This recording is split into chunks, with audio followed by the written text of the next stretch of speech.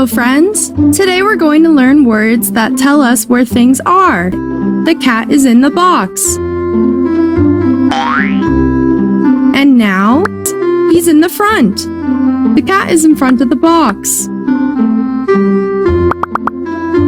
The cat is next to the box. He's under it. The cat is under the box. He's on top of it. The cat is on top of the box. The cat is between the boxes. In the box. In front of the box. Next to the box.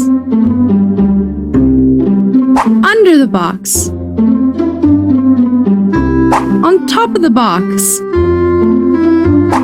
Between the boxes.